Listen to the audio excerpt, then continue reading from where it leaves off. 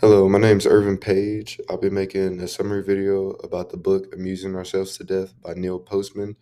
It's basically about how the invention of television has altered how the public intakes information and how how information is presented to consumers by, producers of that information. So I'll start with chapter 1. Okay. So the first chapter talks about how visual is often more impactful to the consumer than actual information. This meaning that we value the way someone looks, dresses, presents themselves rather than the actual information that they're providing to us. And this kind of feeds into the second point where he discusses that we have an overdose of information provided to us all the time, therefore creating our attention span shorter because we're always expecting more, something more interesting. So once we actually begin to talk about something and talk about the context rather than the main point, people tend to lose attention and try to move on to the next subject.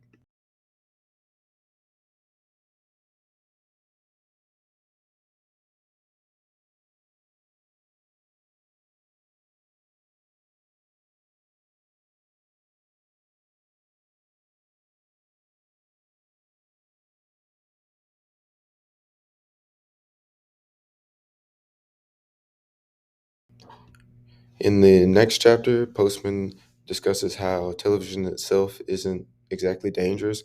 It's just the way that it presents itself in a serious manner, because there is, as we all know, a lot of junk on television, like reality TV and whatever, and we tend to pay attention to that because it's depicted in a serious manner, like it has magnitude in our lives when it really doesn't.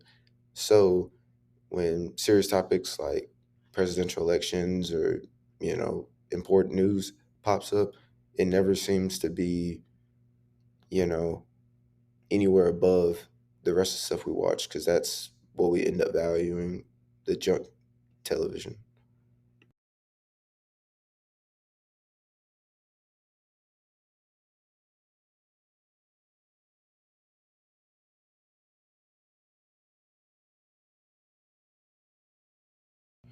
This chapter also talks about how different cultures value different kinds of media and what they would like to see in order to evaluate truth.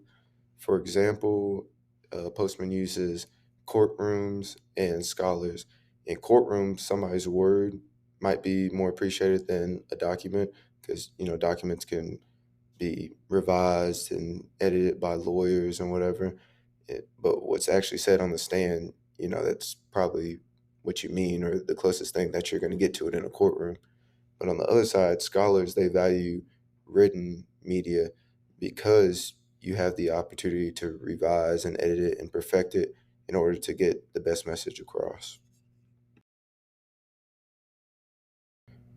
So in chapter 3, the author takes us back to the 1700s, the late 1700s, to speak about how high literacy rates were and how needed that was for us to use printed press as our primary sources media to spread news about the other colonies and whatnot. In chapter 4, the author talks about how differently past and present figures have spoken. In the past, he said that figures spoke in a more complex sense with more logical thinking. Now, while in the present, figures try to speak in a more simplified manner so that the audience can understand.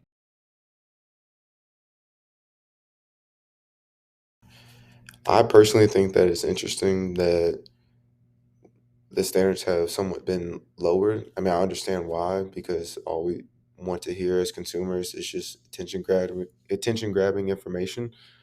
But I think it's interesting to think that audiences of the past had basically a higher mental capacity than we do now of complex information. This has also spilled over into advertisement. Advertisements used to be more informational, straight to the point, and now they try to get in touch with our feelings rather than our mind in a logical standpoint because they don't believe that the audience can handle high levels of information of the innovation that they created.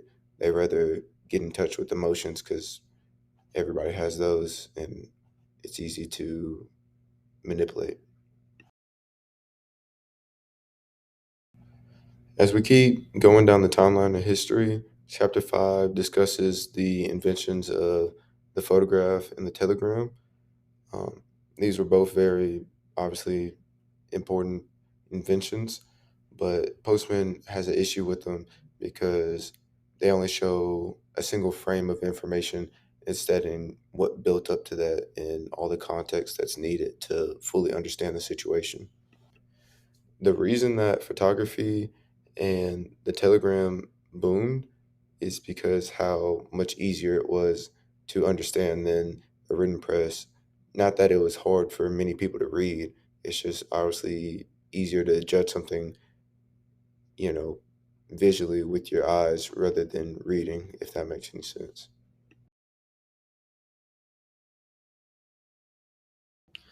So, chapter 6 is very similar to chapter 1 in the sense that it's talking about how like views are more important than information, like how a newscaster looks rather than what they're actually saying.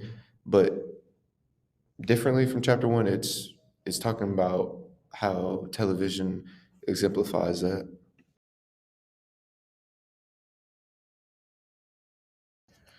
A more specific example of this is like how in like the middle of a presidential debate, you'll still have like advertisements and things like that that stop you from actually getting really like drawn into the debate itself, and instead, you can only focus on sections, and then you're drawn away by these advertisements. In chapter 7, the focus still stays on television, also radio. Um, And it's talking about how unimportant those sources can be a majority of the time because of their lack of context that they provide. So, like, you're never really getting a full main story. And he believes if you're not going to get that, then, I mean, there's no point in hearing the headline.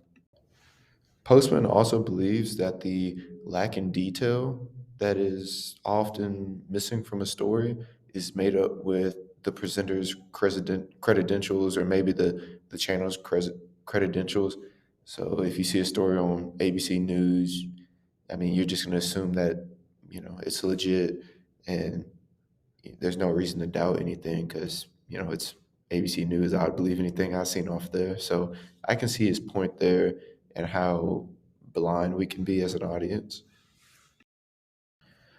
Chapter 8 is about how religion has been changed due to being televised. At least the churches that do televise either locally or nationally their services.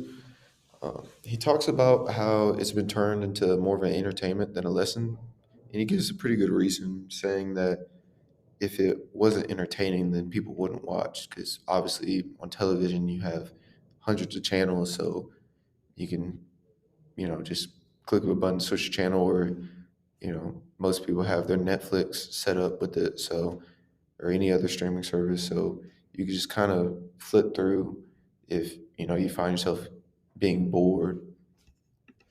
But with that being said, he doesn't believe that church should be about entertainment, which is true. It's, about the lesson in the word. Chapter 9 stays in the branch of television and it's discussing advertisement and how advertisement has strayed away from actually explaining what a product does or a service does and doing a better job of attacking the consumer instead of explaining to the consumer what the product does. And when I say attack, I mean like they're trying to seem catchy or entertaining to the consumer. That way, to be more memorable and more applicable.